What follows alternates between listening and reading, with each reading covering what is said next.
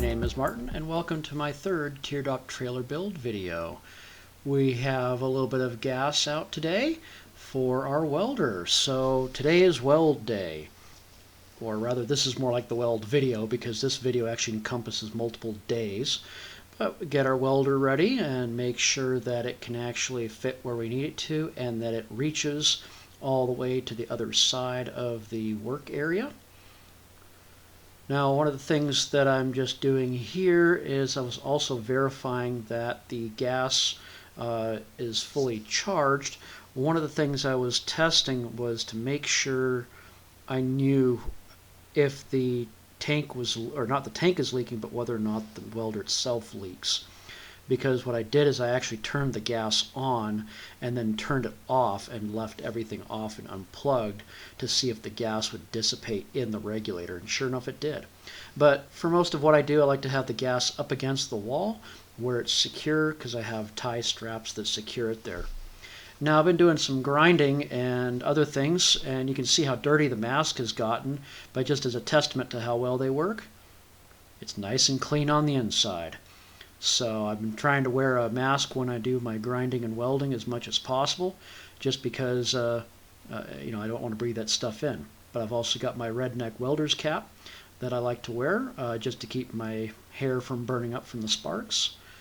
But once we have everything all set up, we want to make sure that the spars are where we want them. So we want that center spar almost perfectly centered. Doesn't have to be exact, but the closer it is, the better the whole trailer will track in the end. So a few taps, a little bit of a tack weld, and get the side pieces or the side tongue pieces in place, and measure out and make sure they're at exactly the point where they should have been planned to be, and get everything tacked in place.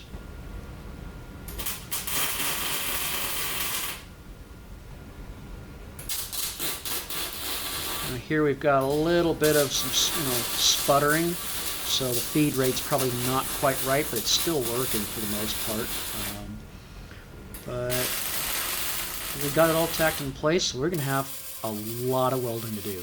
So I'm going to try and fast forward through a lot of the welding and hopefully fast forward through some plumber crack time too. But welding itself is a lot of fun. It's kind of a zen thing, but here you can see the motions that I'm going through for the welding. I'm keeping a sort of scalloping C shape as I go, so you'll see my hand move back and forth just a little bit as I go down. Well, that was an interesting sound now, wasn't it? That was one of the tack welds popping due to thermal stress, and it actually occurred on the other side of the trailer for some reason. At first I was thinking maybe it was that center spar falling down, but eventually I figured out what it was. It was a tack weld that had actually popped. So just so you can kind of see what's going on with the welder and what settings I'm using, we have a lot of welding to do. So this is starting at the underside of the trailer, so this is actually not going to be very visible, but here I'm getting some kind of starts and stops going. It isn't a little bit later that I figure out that I need to adjust my feed speeds and rates a little bit, just because I'm burning through a little bit, and I'm also filling in, so I'm not quite giving it enough material, which is why it's burning in. It's just not laying that feed down. You'll see the quality of this particular weld later on. It's not great, but it doesn't matter much because it's really those top side welds that want to look pretty and nice, and those ended up coming out real nice anyway. Once I weld something, I typically tend to grind it down or at least wire wheel it to give it a nice good finish. So what I'm going to do eventually is actually paint everything. And here I'm figuring out, oh yeah, I need to turn the feed speed up just a little bit or turn the voltage down. So now I can continue that welding, and we've got a lot to do.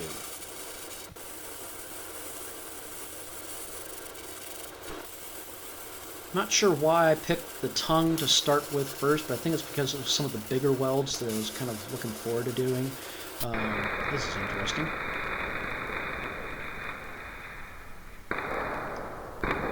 And the weld's end It's amazing how far this thing is throwing sparks.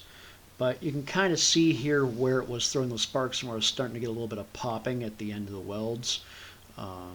But again, we can grind that down a little bit, but it's not a big deal. It's not a weld that anybody's going to see. I'm not going to have to show that one off. Now, the side weld right here came out beautifully. That was a push weld going upwards rather than going downwards, and it just laid down just the right amount of material. Here, I'm also doing push weld. So this is all MIG gas, so I've got a 75-25 argon CO2 mix. Some places I do have a restart, or where there was, say, a tack weld, and that tack weld right there that you just saw, that's going to cause a problem later.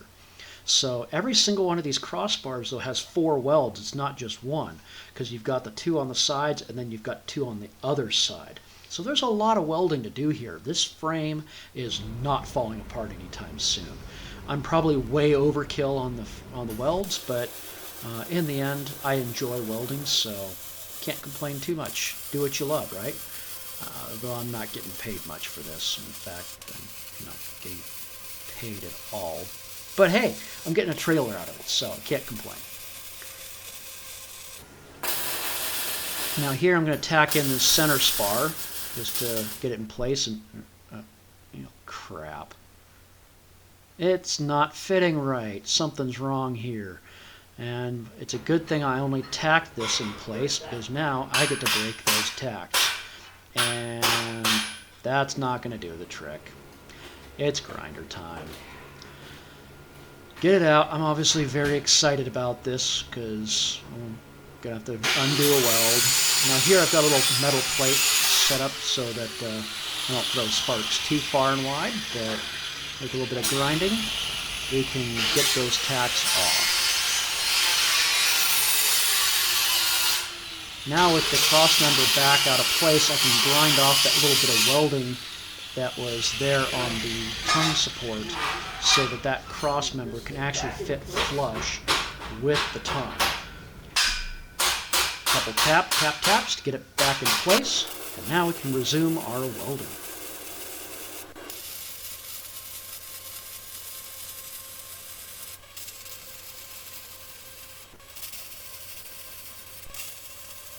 And there's a lot of welding. But hey, it's fun.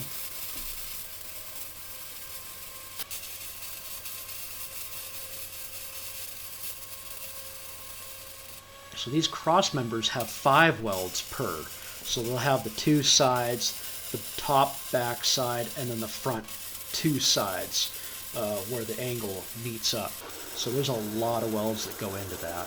And I tried to weld everything up as much as possible to prevent any kind of water ingress. Because remember, this is the bottom side, and these welds will be exposed to the elements. I mean, elements of the underside of a trailer, but still, they might get a little bit wet. So what I don't want those areas doing where I have overlap of 2 pieces of metal is for them to collect water. So I want to make sure that I have at least 3 forward-facing sides welded, if not just straight all 4.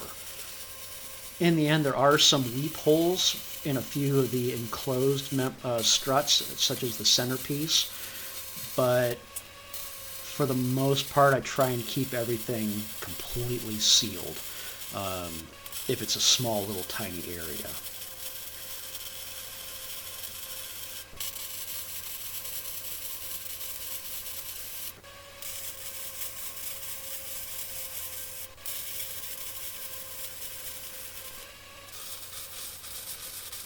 So now it's time for the stabilizer jacks, and this thing is putting out a lot of smoke. In addition, the weld is coming out pretty poor. You can kind of see that the arc light that you're seeing is not as consistent as it could be, and that's because of that paint that was on the powder coating that's on the stabilizer jack.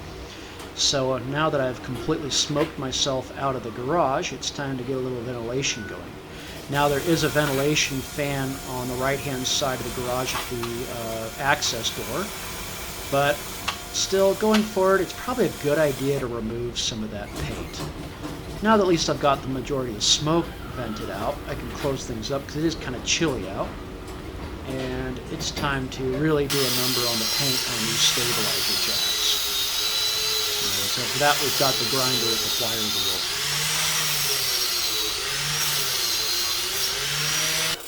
And now that we've got most of the paint off of the stabilizer jack, it's time to weld it on. But it's still generating a lot of smoke. But at least it's not interfering with the weld quality and creating voids and inclusions or anything like that. And I just ended up welding around the whole entire stabilizer jack and then prepping the other ones for the rear. But this time it was probably about 11 o'clock at night, so I decided to pick up the next day. And it's time to put the next stabilizer jacks back on. Now the rear stabilizer jacks are actually pointed inwards just slightly so that at the rear of the trailer they don't protrude out. Now I tried to remove a bunch of the paint, but yeah, it's still smoking up a lot, so it's time for extra ventilation. With the extra ventilation, keep on welding.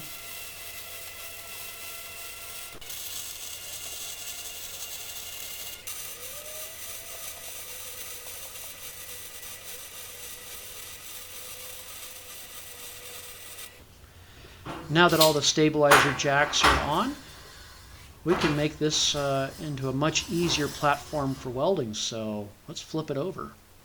At this point, it's still pretty light. And light's a relative term. I can still lift it if I get it up on my shoulders.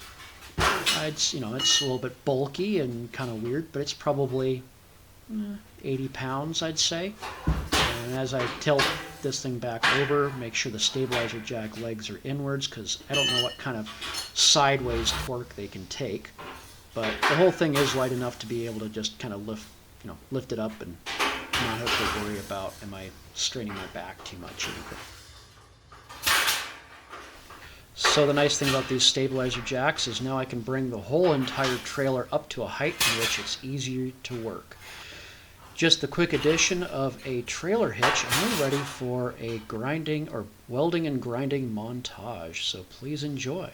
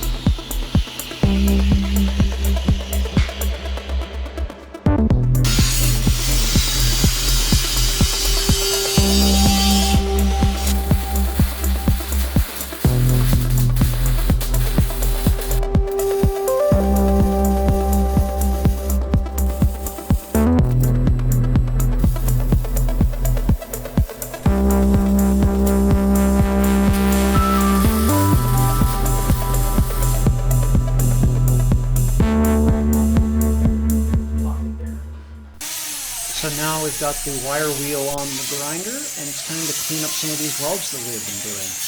And you kind of hear we seem to be hitting a lot of metal on this, and well, there's a little bit of a problem here. Yeah, this is a piece of junk wire wheel. Maybe they all do this, I don't know, but this one was Harbor Freight, and I'm blaming Harbor Freight for this one. But I am finding that the little pieces of steel from this thing are embedded in everything. Thankfully, I've been wearing safety glasses, but there's chunks of wire embedded in my jeans, in my shirt, and everything. This thing is junk. So instead, I'll do something else.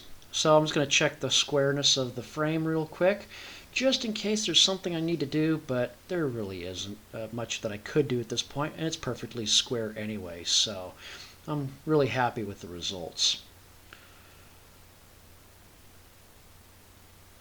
So this is kind of going to be sort of the end of the day for this video.